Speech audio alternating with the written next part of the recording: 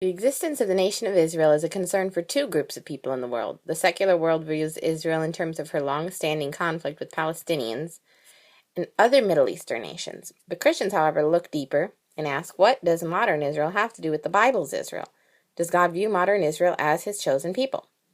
These questions are legitimate given Israel's history. In AD 70, the Roman army destroyed Jerusalem and the Jewish diaspora scattering began. From then until 1948, there was no country of Israel. There were only Jews scattered around the world. But in 1948, following World War II, Israel was recognized as a nation by the United Nations and given back her ancient homeland. For the first time in world history, a nation dispossessed of its homeland was brought back into geopolitical existence. The questions about Israel, especially the spiritual questions, began to be asked seriously in 1948. Was this the beginning of what the prophets wrote about?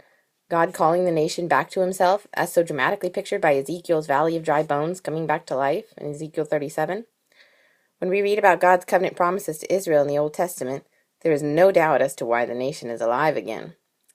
At the same time, the southern tribes of Judah and Benjamin, and the capital of Jerusalem, were being judged by Babylon. God spoke through the prophet Jeremiah to assure the nation that she would never cease to be a nation in his sight.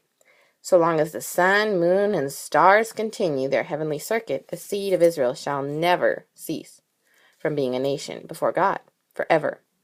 If the day comes when heaven above can be measured and the foundations of the earth searched out beneath, I will also cast off the seed of Israel. Jeremiah 31, 36, and 37. In short, God ties the existence of Israel to the existence and the stability of the universe. After all Israel had and has done to offend God, why would God remain faithful to her? He does it for the same reason he does not turn his back on any of his children when we sin. His faithfulness and character are at stake. The Apostle Paul wrote, "If we are faithless, he remains faithful. He cannot deny himself," 2 Timothy 2:13. Because God did not call Israel into existence because of something good she had done, neither will he disown her because of something bad she has done, or will do. Deuteronomy 7, 6-8. Through the prophet Hosea, God demonstrated that when Israel is at her worst, his love is at its strongest. Hosea 1, 2-11 and 2, 16-23. Even though the modern nation of Israel is not a nation of faith in Jesus Christ, the day is coming when she will look on the one who died for her and embrace him. Zechariah 12:10. In that day, as the Apostle Paul writes, all Israel will be saved. Romans 11:26. God's love for secular Israel today parallels his love for idolatrous Israel in the Old Testament. Israel remains the apple of his eye.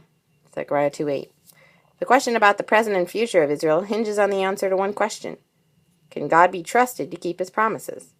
Yes, he can, because the gifts and the calling of God are irrevocable. Romans 11:29.